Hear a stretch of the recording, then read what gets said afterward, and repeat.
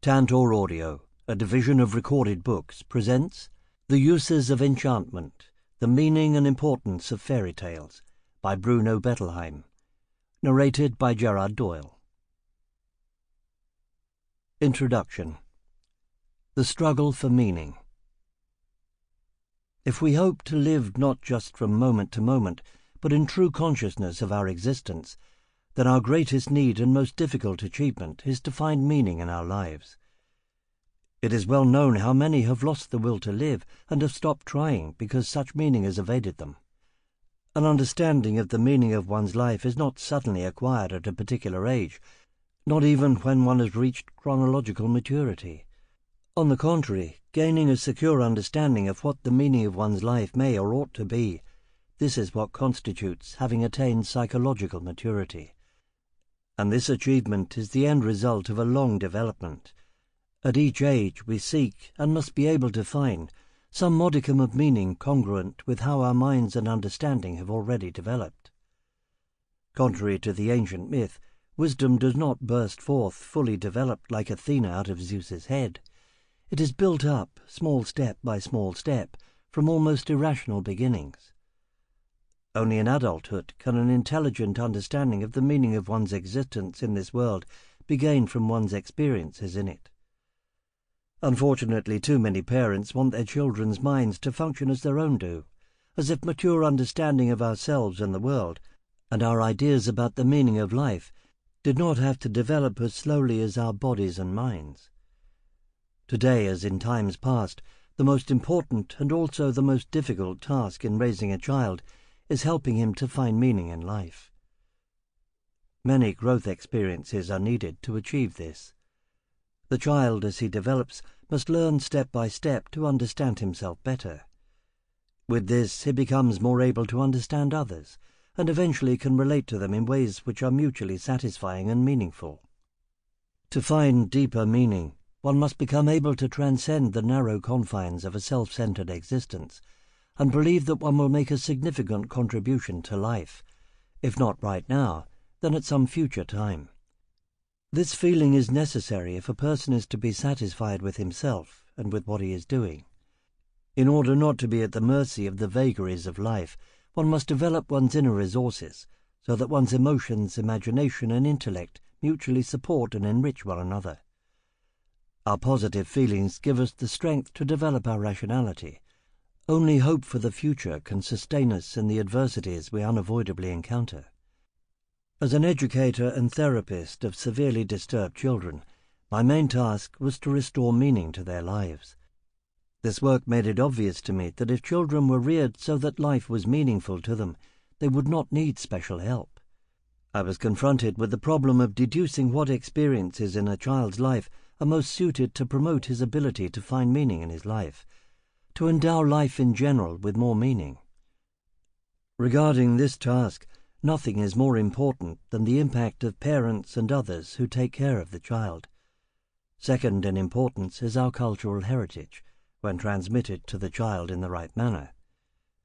When children are young, it is literature that carries such information best.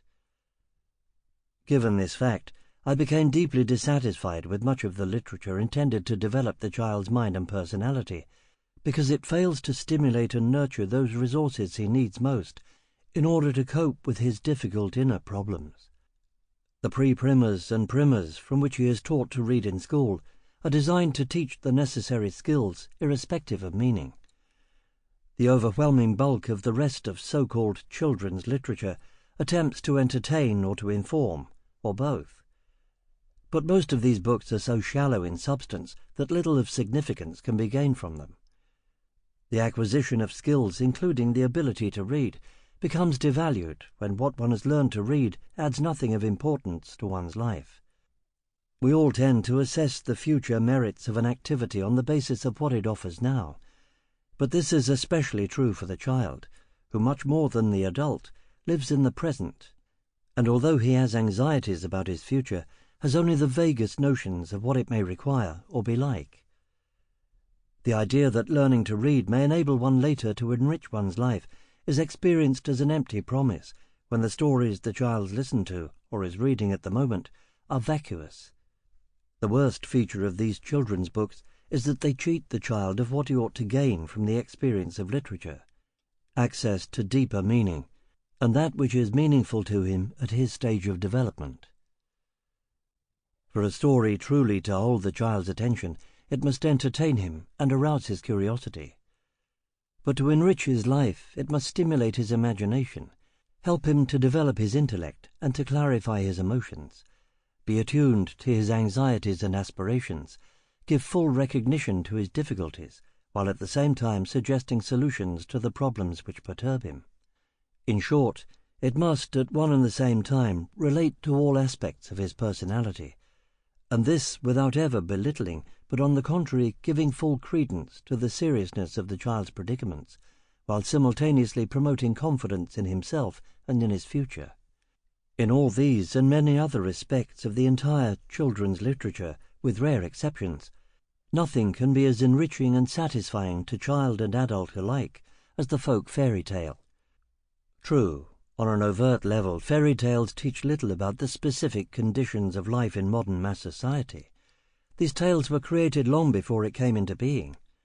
But more can be learned from them about the inner problems of human beings and of the right solutions to their predicaments in any society than from any other type of story within a child's comprehension. Since the child at every moment of his life is exposed to the society in which he lives, he will certainly learn to cope with its conditions, provided his inner resources permit him to do so. Just because his life is often bewildering to him, the child needs even more to be given the chance to understand himself in this complex world with which he must learn to cope. To be able to do so, the child must be helped to make some coherent sense out of the turmoil of his feelings. He needs ideas on how to bring his inner house into order, and on that basis be able to create order in his life. He needs, and this hardly requires emphasis at this moment in our history, a moral education, which subtly, and by implication only, conveys to him the advantages of moral behavior, not through abstract ethical concepts, but through that which seems tangibly right and therefore meaningful to him. The child finds this kind of meaning through fairy tales. Like many other modern psychological insights, this was anticipated long ago by poets. The German poet Schiller wrote, "Deeper meaning resides in the fairy tales told to me in my childhood than in the truth that is taught by life." The Piccolomini, 3:4. Through the centuries, if not millennia, during which in their retelling fairy tales became ever more refined, they came to convey at the same time overt and covert meanings, came to speak simultaneously to all levels of the human personality, communicating in a manner which reaches the uneducated mind of the child as well as that of the sophisticated adult. Applying the psychoanalytic model of the human personality, fairy tales carry important messages to the conscious, the preconscious, and the unconscious mind, on whatever level each is functioning at the time. By dealing with universal human problems, particularly those which preoccupy the child's mind, these stories speak to his budding ego and encourage its development, while at the same time relieving preconscious and unconscious pressures. As the stories unfold, they give conscious credence and body to id pressures, and show ways to satisfy these that are in line with ego and superego requirements. But my interest in fairy tales is not the result of such a technical analysis of their merits. It is, on the contrary, the consequence of asking myself why, in my experience, children, normal and abnormal alike, and at all levels of intelligence, find folk fairy tales more satisfying than all other children's stories. The more I tried to understand why these stories are so successful at enriching the inner life of the child, the more I realized that these tales, in a much deeper sense than any other reading material, start where the child really is in his psychological and emotional being. They speak about his severe inner pressures in a way that the child unconsciously understands, and, without belittling the most serious inner struggles which growing up entails, offer examples of both temporary and permanent solutions to pressing difficulties. When a grant from the Spencer Foundation provided the leisure to study what contributions psychoanalysis can make to the education of children, and since reading and being read to are essential means of education, It seemed appropriate to use this opportunity to explore in greater detail and depth why folk fairy tales are so valuable in the upbringing of children. My hope is that a proper understanding of the unique merits of fairy tales will induce parents and teachers to assign them once again to that central role in the life of the child they held for centuries. Fairy tales and the existential predicament. In order to master the psychological problems of growing up, overcoming narcissistic disappointments, Oedipal dilemmas, sibling rivalries, becoming able to relinquish childhood dependencies, gaining a feeling of selfhood and self-worth and a sense of moral obligation, a child needs to understand what is going on within his conscious self, so that he can also cope with that which goes on in his unconscious. He can achieve this understanding, and with it the ability to cope, not through rational comprehension of the nature and content of his unconscious, but by becoming familiar with it through spinning out daydreams, ruminating, rearranging and fantasizing about suitable story elements in response to unconscious pressures. By doing this, the child fits unconscious content into conscious fantasies, which then enable him to deal with that content. It is here that fairy tales have unequaled value, because they offer new dimensions to the child's imagination which would be impossible for him to discover as truly on his own.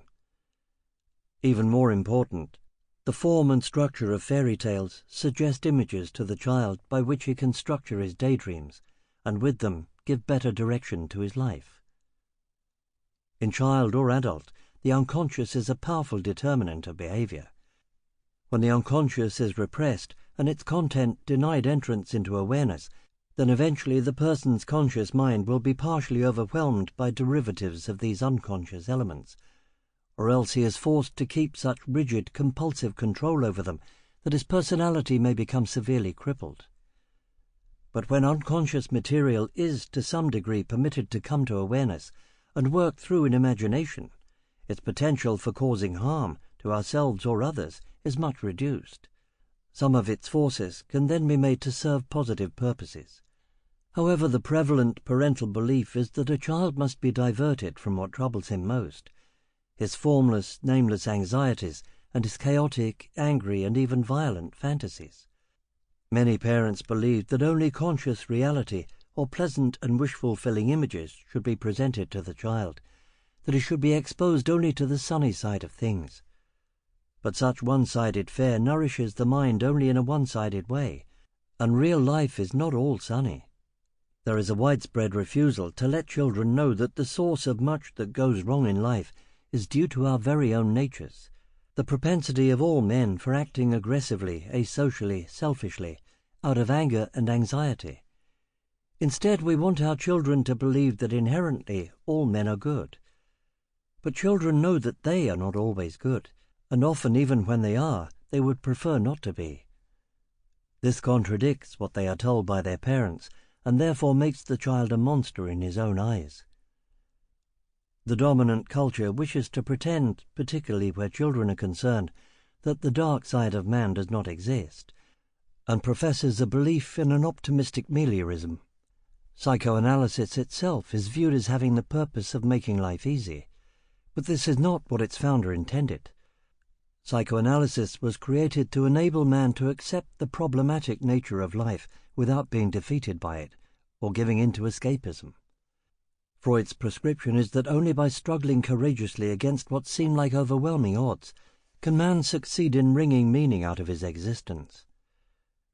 This is exactly the message that fairy tales get across to children in manifold form, that a struggle against severe difficulties in life is unavoidable, is an intrinsic part of human existence, but that if one does not shy away, but steadfastly meets unexpected and often unjust hardships, one masters all obstacles, and at the end emerges victorious.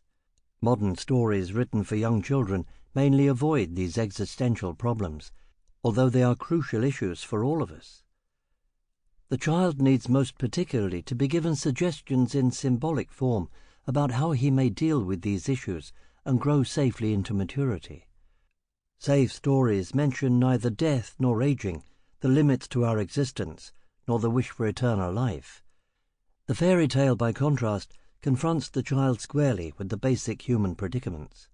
For example, many fairy stories begin with the death of a mother or father. In these tales, the death of the parent creates the most agonizing problems, as it, or the fear of it, does in real life. Other stories tell about an aging parent who decides that the time has come to let the new generation take over. But before this can happen, the successor has to prove himself capable and worthy. The Brothers Grimm story, The Three Feathers, begins, "There was once upon a time a king who had 3 sons. When the king had become old and weak and was thinking of his end, he did not know which of his sons should inherit the kingdom after him. In order to decide, the king sets all his sons a difficult task. The son who meets it best shall be king after my death." It is characteristic of fairy tales to state an existential dilemma briefly and pointedly. This permits the child to come to grips with the problem in its most essential form, where a more complex plot would confuse matters for him. The fairy tale simplifies all situations. Its figures are clearly drawn, the details, unless very important, are eliminated. All characters are typical rather than unique. Contrary to what takes place in many modern children's stories, in fairy tales evil is as omnipresent as virtue. In practically every fairy tale, good and evil are given body in the form of some figures and their actions, as good and evil are omnipresent in life, and the propensities for both are present in every man. It is this duality which poses the moral problem and requires the struggle to solve it. Evil is not without its attractions, symbolized by the mighty giant or dragon, the power of the witch, the cunning queen in Snow White, and often it is temporarily in the ascendancy. In many fairy tales, a usurper succeeds for a time in seizing the place which rightfully belongs to the hero, as the wicked sisters do in Cinderella.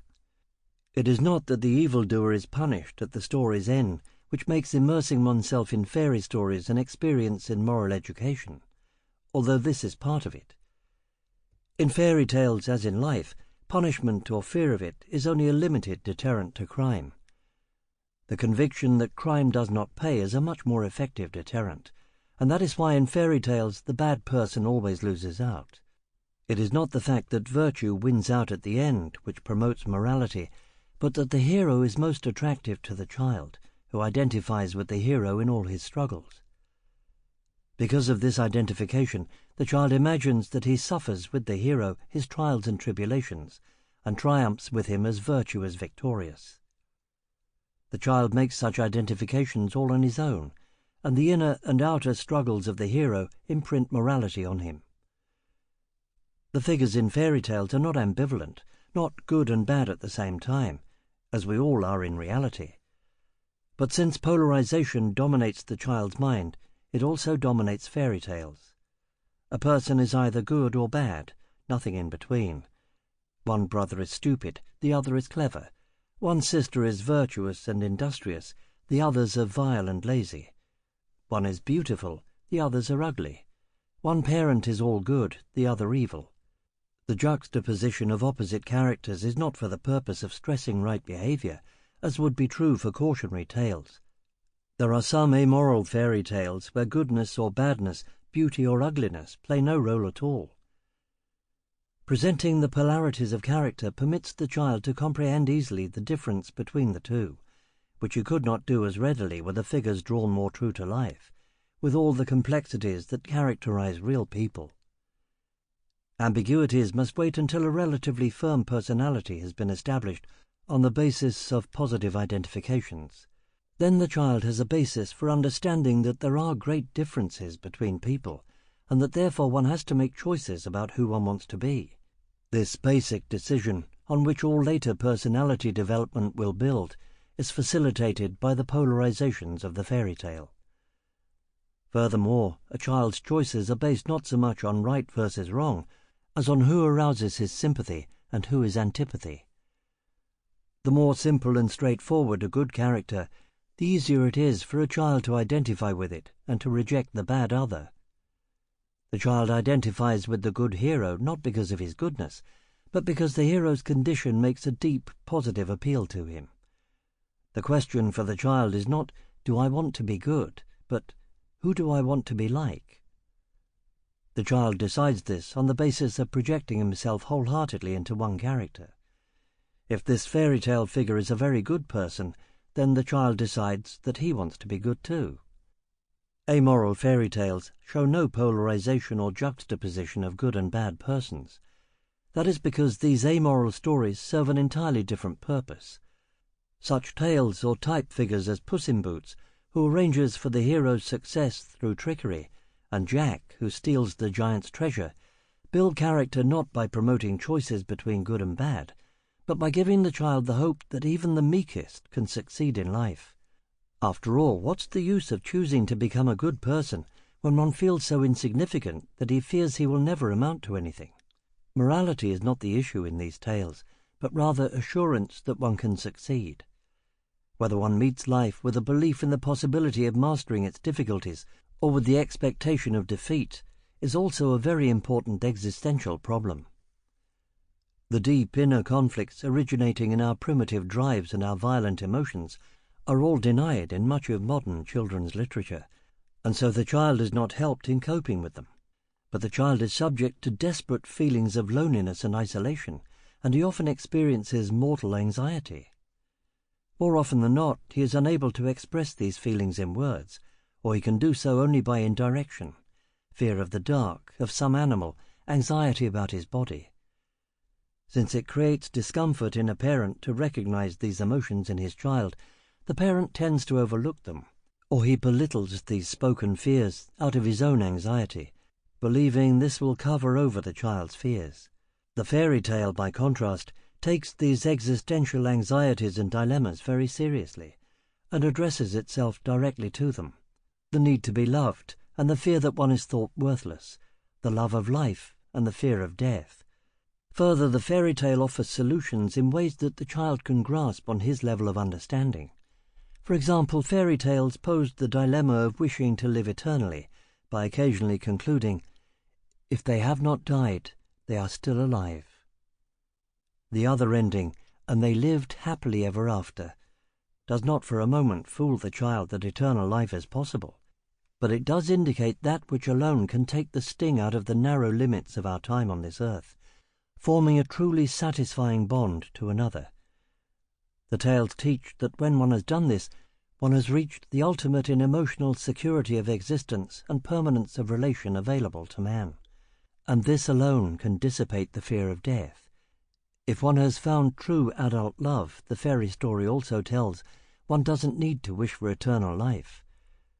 This is suggested by another ending found in fairy tales: "They lived for a long time afterward, happy and in pleasure." An uninformed view of the fairy tale sees in this type of ending an unrealistic wish fulfillment, missing completely the important message it conveys to the child. These tales tell him that by forming a true interpersonal relation, one escapes the separation anxiety which haunts him, and which sets the stage for many fairy tales, but is always resolved at the story's ending. Furthermore, the story tells, this ending is not made possible, as the child wishes and believes, by holding on to his mother eternally. If we try to escape separation anxiety and death anxiety by desperately keeping our grasp on our parents, we will only be cruelly forced out, like Hansel and Gretel. Only by going out into the world can the fairy tale hero, child, find himself there. And as he does, he will also find the other with whom he will be able to live happily ever after. That is, without ever again having to experience separation anxiety. The fairy tale is future-oriented and guides the child, in terms he can understand in both his conscious and his unconscious mind, to relinquish his infantile dependency wishes and achieve a more satisfying independent existence. Today, children no longer grow up with the security of an extended family or of a well-integrated community.